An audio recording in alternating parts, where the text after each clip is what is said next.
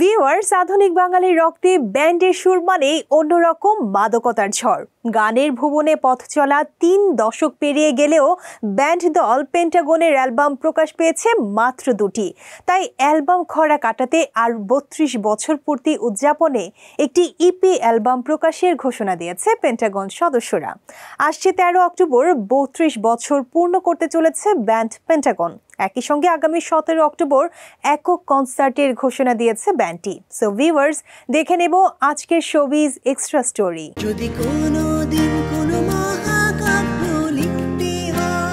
দেখতে দেখতে সঙ্গীত যাত্রায় ৩২ বছর পূর্ণ করতে যাচ্ছে দেশের ব্যান্ড পেন্টাগন। এ উপলক্ষে পেন্টাগন সদস্যরা একক কনসার্টের পাশাপাশি ইপি বা এক্সটেন্ডেড প্লে অ্যালবাম প্রকাশের ঘোষণা দিয়েছে। আগামী ১৭ অক্টোবর রাজধানীর তেজগাঁওয়ের ইয়ামাহা ফ্ল্যাগশিপ সেন্টারে অনুষ্ঠিত হবে একক কনসার্টটি।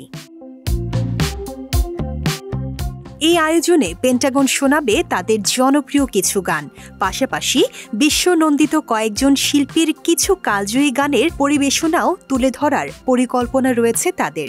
কনসার্টটি শুরু হবে ১৭ অক্টোবর সন্ধ্যা ৭টা থেকে। অনেক উত্থান পতনের মধ্য দিয়ে সঙ্গীত যাত্রা অব্যাহত রেখেছে পেন্টাগন। বছরের শেষ দিকে পেন্টাগনের ৩য় অ্যালবামটি প্রকাশ করা হবে।